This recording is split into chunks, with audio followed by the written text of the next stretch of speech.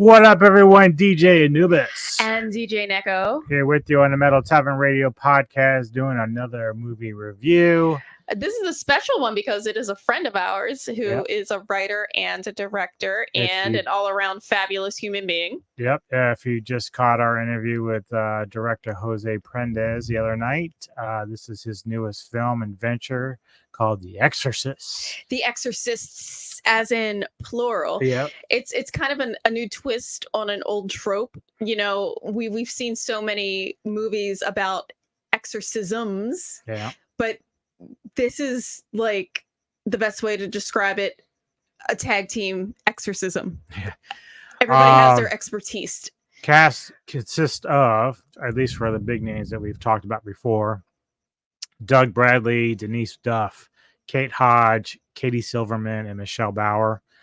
The plot is, to save his family, a father hires 3 expert exorcists to get rid of the demon possessing his child. So basically, our lead priest, portrayed by Doug Bradley, is approached about, a young girl who's been under the demonic possession. And Denise Duff, of course, is a nun, also in charge of that, as well as Kate Hodge is also another nun. Katie Silverman plays our young girl who was possessed. Well, I don't think she was a nun. She was a Baptist pastor. Yeah. Well, religious sect. So, Michelle Bauer, who has been known as a screen queen and everything, she actually does the voice of Lamech, who is the demon that is possessed. Oh, that I didn't realize that. Yeah. So one thing that we noticed watching this, because we got a pre-screen from Mr. Prendes to check out, so only fitting, and it's Halloween and it's fun, and and we owe it to him to take the time to take it out, look at it, and review it, because we are his friend, he's our friend, and we were very appreciative he took the time out to talk to us. I know he was pretty busy with what he's got going on with family and his directing and everything, so anytime they can do that and spend a little bit of time for us, a little smaller channels, we greatly appreciate that. So, absolutely. And plus, I love his work anyway. So I thought your interview was great, and I'm sorry I didn't participate more. I was kind of like moderating the chat, but yeah, she was a little tired. She works. I get up at 5, so it was a day that I was working, and I was just like, if I got on here and I just like nodded off, it would be a bad look. Yeah. Wouldn't have been too well. They're like, hey, does she even want to be here? I love your movie. What an asshole. I know, right? But I was in the chat and trying to like engage everyone out there, and I honestly, before we start getting into more, I just wanted to say thank you for sending this to us, and I loved it. We watched it. Perfect Halloween movie because we're in the spooky month of October.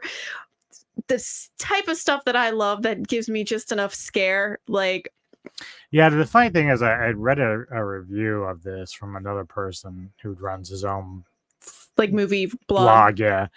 And he wasn't as flattering about it, but I'm like, I think he kind of missed the point of it. Like, and I don't really know him. I don't know like his past reviews or anything. Like, I don't know how much of a horror fan he really is. But the way that I was reading his review, like, it's all subjective, obviously, but you have to kind of understand the material that you're actually reviewing and where it's coming from. And so, like, he probably had he didn't understand the concept of the split demon possession. Well, I don't think he's in that. I think it's just, when you go into this, that it's basically camp horror. Like, it's not meant to be overthought.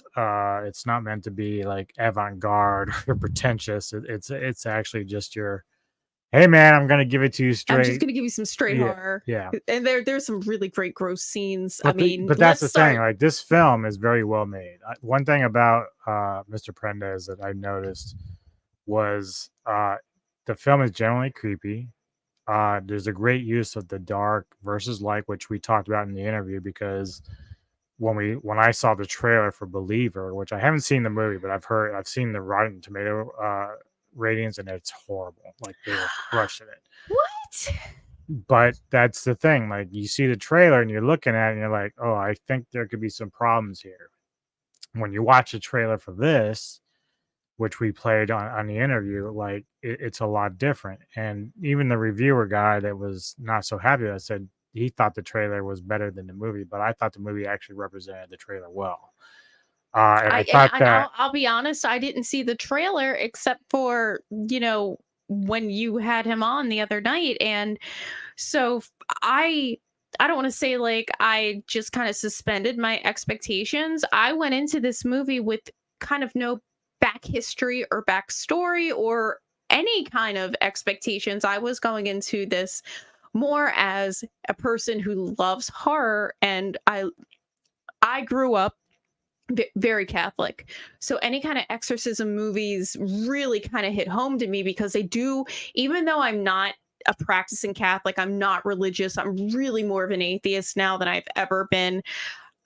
It's something in that, like, it's innate in you if you were raised Catholic, like to still have that like belief. So you still kind of keep that slight respect of the whole priest and exorcism, and it still scares you a little bit more than someone who maybe isn't Catholic. And that's why I was like, all right, let's just absorb what's going in. mhm. Cinematography was great. Jose was really good with his directing eye doing this. Like the shots were well, everything flowed very well together. Special effects you talked about, The eyes. the eyes were very effective. I CGI was in there, and it wasn't overdone. It was like used very sparingly, and it was like perfect for what they needed it for, which I was very impressed with because like you can tend to want to rely on CGI too much in this day and age, And then and you'll he get didn't. Sharknado. So like, but Sharknado is what it is, and it's a happy, campy thing. But if you do go overboard with CGI, it really looks like a cartoon. Yeah, it was worked very perfectly in this film. The possessions that were taken over some of the people. I think like the blend Yeah, between exactly. practical and CGI Yeah. for the effects. And what I really liked is everything that was going on was happening in this like mausoleum slash church. So it was a very specific, most of the film was filmed in this very specific area.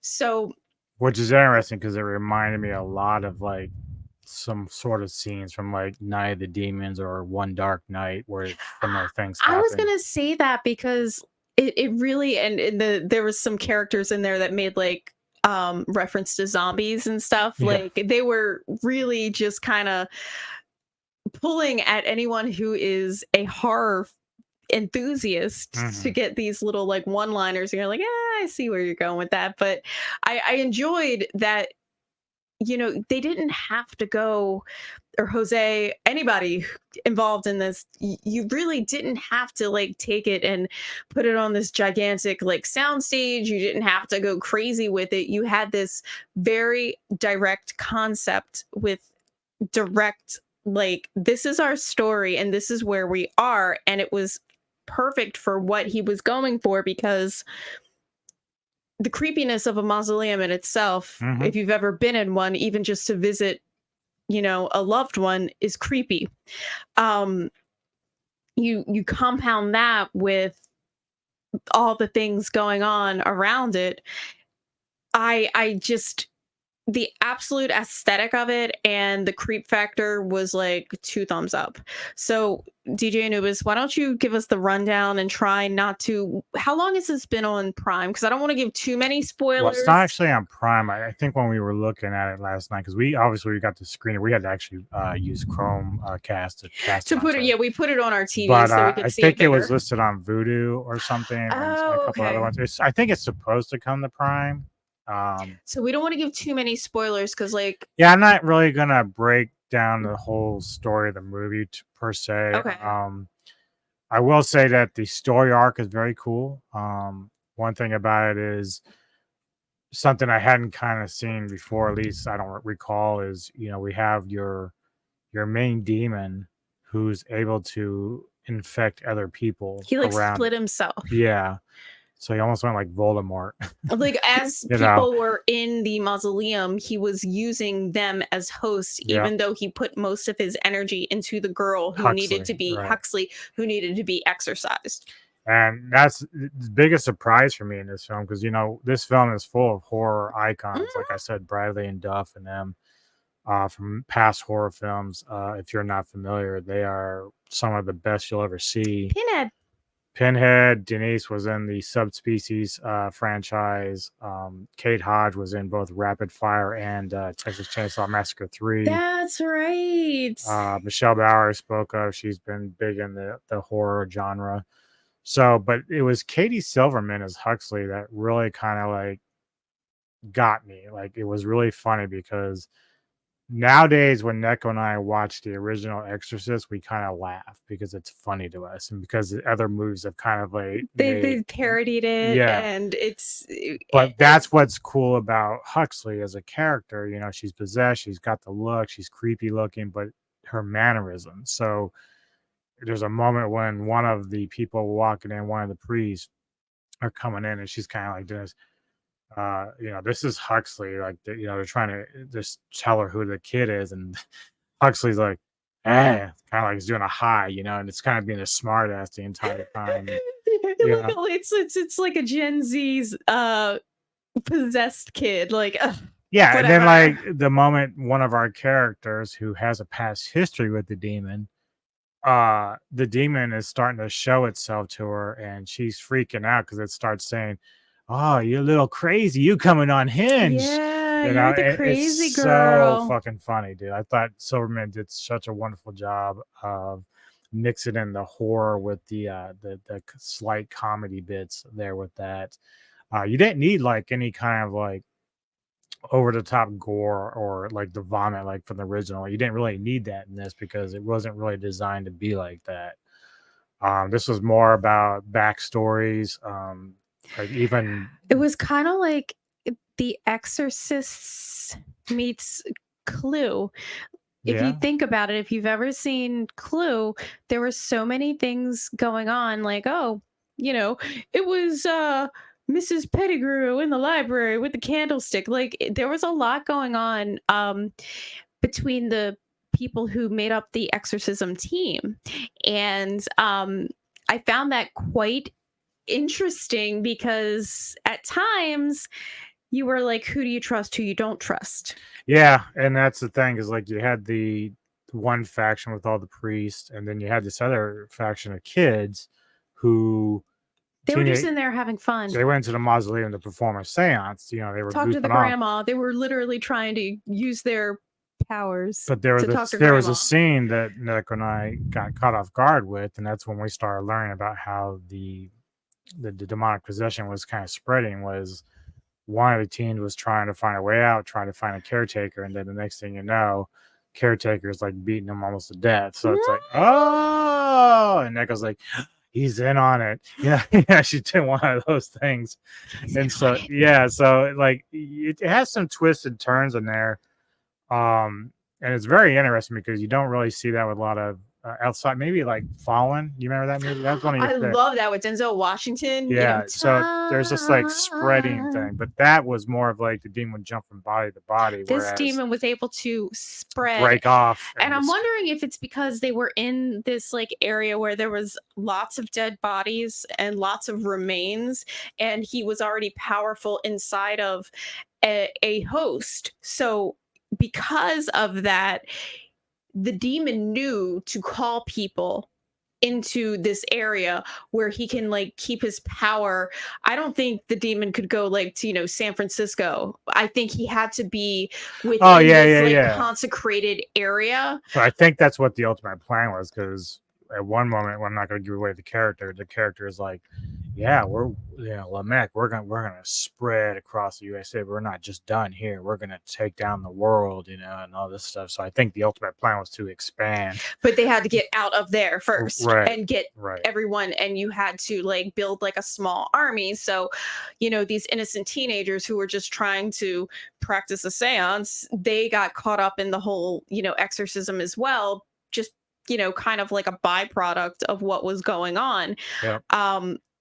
it was interesting that Latino priest, he Yeah. was fantastic. I thought he had, I don't know the actor's name, but like, Yeah, I'm gonna see if I can find look it up for me real quick. Yeah, go He ahead. was so heartfelt so many times, and all he reached out to Pinhead. Like he reached out to Pinhead, like he came to him, and like Pinhead as It's not the really Pinhead. it's not really Pinhead. It's the Father Patricio. Father Patricio was He was Father Patrick Ryland. That was Doug Bradley's character.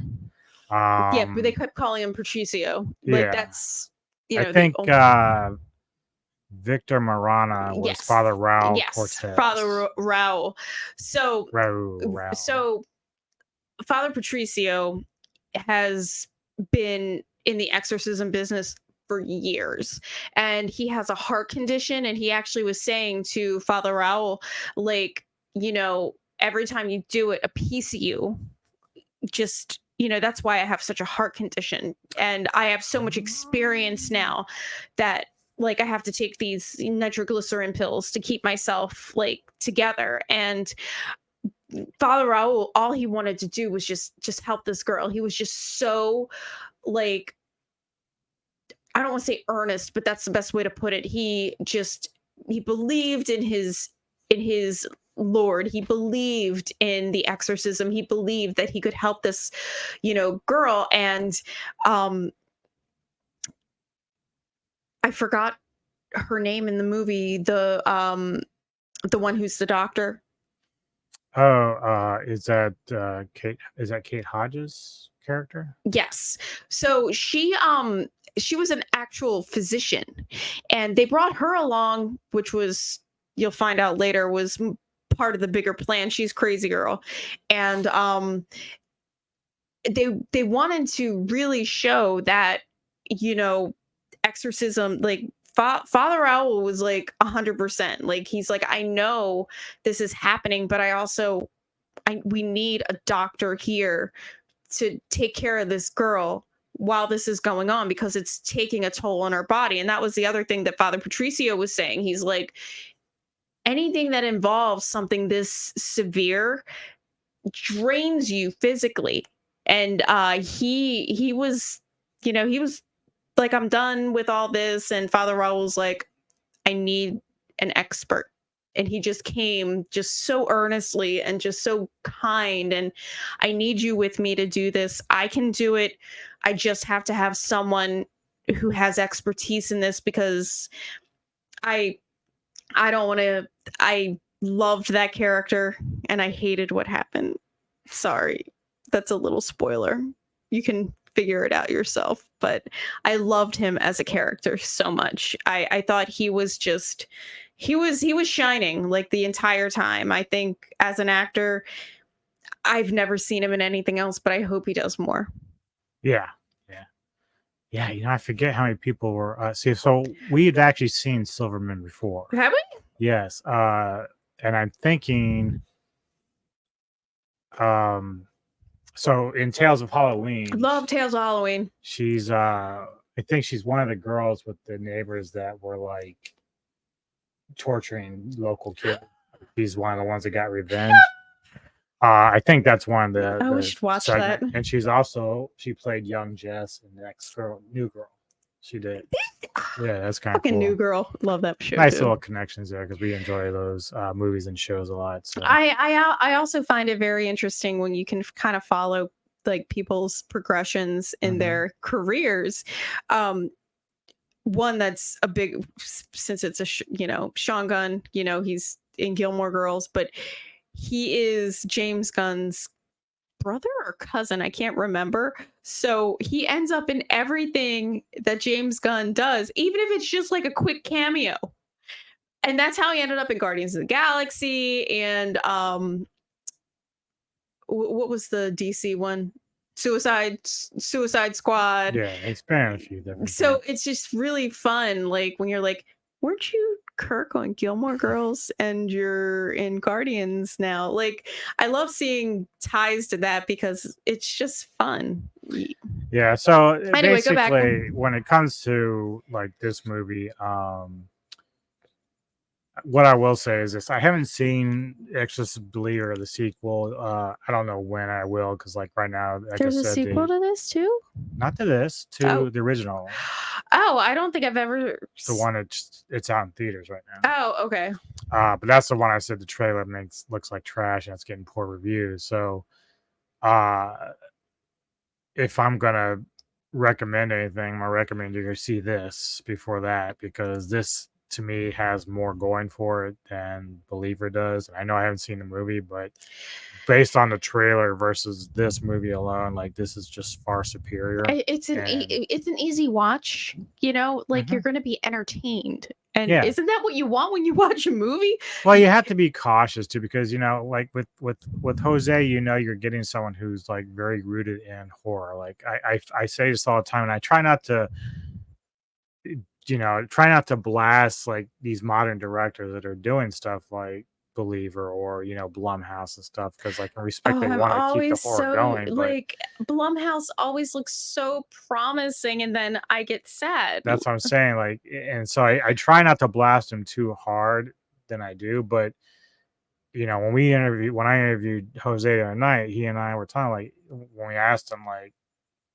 would you ever want to do like a major motion picture? And like, there are parts that you says, sure, I'd like to do that. But at the same time, you kind of lose your grip on how much you control of that. That's probably really true, because you have all these like people who are investing a lot of money into it. So they're like, no, you have to do what we say. And so I think at the end of the day, annoying. he's just going to be like, I'm going to keep doing this because I enjoy doing this and I have the control. And But I can he's do my been doing vision. so great with these horror icons. And as a horror enthusiast, or if any of you out there are horror enthusiasts as well, you're going to recognize that Father Patricio is Pinhead, and you're going to be like, hey. And that's the kind of stuff that you want. Like, I feel like nowadays, oh God, I'm not going to go on a big tangent, but I'm going to go on a baby tangent, that a horror movie used to be a horror movie, but now like horror movies are starting to have like messages, and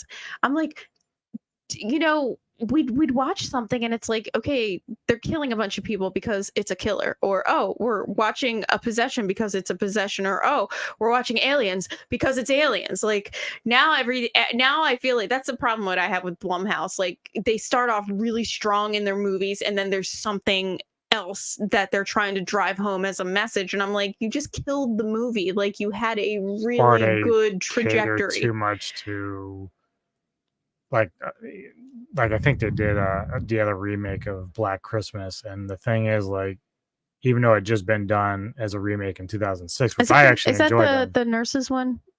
They're living in the sorority. Yeah. But I didn't see the new one, but like people were telling me about it. It's like it was just really bad. Like, and it's exactly what you said. They go with these other agendas, they're pushing different things, and it's like you're losing focus of what entertainment is. It's a horror movie. You don't need to be like, oh, it's a horror and a political movie, or oh, it's a horror and a feminist. It's a horror movie. Like it's like anything else. If anyone saw me do my review of Subspecies 5, which came out this year, which starred Denise Duff, it stays true to what it's supposed to be, and it's actually quite fucking good. This is very good. So Neko, what rating out of 10 would you give it? A rating out of 10.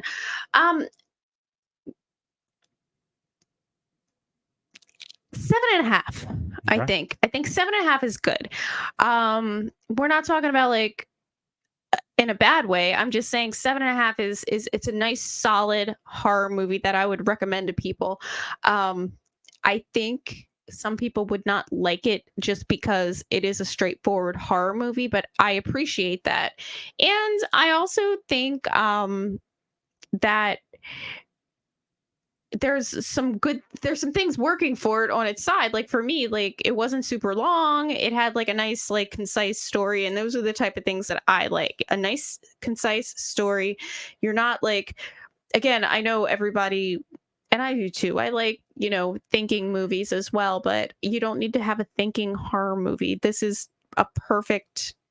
I recommend this to my friends. I'll give it an 8. 8. I'm talking myself into an 8. Sorry. Good.